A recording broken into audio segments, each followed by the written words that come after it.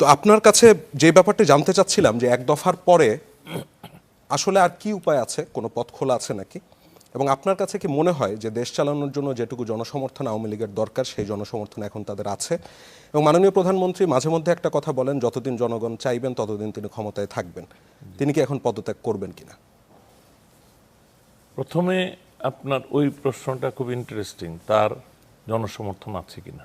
আমি আপনাকে পূর্ণ নিশ্চয়তা দিচ্ছি যে তার রাষ্ট্র পরিচালনার জন্য ন্যূনতম যতটুকু জনসমর্থন দরকার তার চাইতে বহুগুণ জনসমর্থন আছে। Number one. আপনার হাইপোথেসিস? না, হাইপোথেসিস। আপনারটা কি? আপনি যে বললেন, আমি ওই জন্য জিজ্ঞাসা করছি, আপনি জনসমুদ্র বলছেন। কতজন মানুষ একত্রিত হইলে জনসমুদ্র হয়? আপনার জনসমুদ্র, আমরা তো জনসমুদ্র অনেক দেখেছি।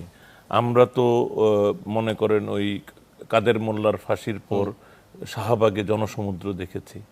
আমরা তো 7ই মার্চের সরোয়ার্দী উদ্যান, মানে এটা বঙ্গবন্ধু শেখ মুজিবুর রহমানের 7ই মার্চের ওই জনসভায় জনসমুদ্র দেখেছি। তো জনসমুদ্র কিন্তু আমার এই কথাটা আবার মিসআন্ডারস্টুড হয়, বাংলাদেশে হয়। প্রথম কথা হচ্ছে, আপনি যে শুরু করেছেন যে এতগুলো মানুষ একটি আন্দোলনের ঘটনায় নিহত হওয়া, এর চেয়ে দুঃখজনক। অ্যাকচুয়ালি আমাদের আলোচনাটা শুরুই করা উচিত তাদের প্রতি শ্রদ্ধা জানিয়ে, যারা মানে আমি বলবো প্রতিটি মৃত্যু অন্যায়ভাবে হয়েছে। কে পারপিট্রেটর এটা আমার কাছে ম্যাটার করে না। যে কোনো একটা মৃত্যু অনাকাঙ্ক্ষিত, যে কোনো একটা মৃত্যু অমূল্য একটা জীবন, এটার সাথে কোনো মূল্যায়ন তুলনা চলে না। এটা কিন্তু আমাদেরকে প্রথমে আমি আনইকুইভোকালি বলে নিচ্ছি। এরপরে আমি যেটা বলবো এটা হচ্ছে সমসাময়িক রাজনীতির বিশ্লেষণ। কোনোভাবেই ওই নিহত মানুষগুলি, কোনোভাবেই ওই আহত মানুষগুলি, যারা হয়তো মারা যায় নাই কিন্তু সারা জীবন পঙ্গুত্বকে সঙ্গে নিয়ে জীবনযাপন করতে হবে, এটা ডেফিনেটলি কোনো মানুষের কাম্য হতে পারে না।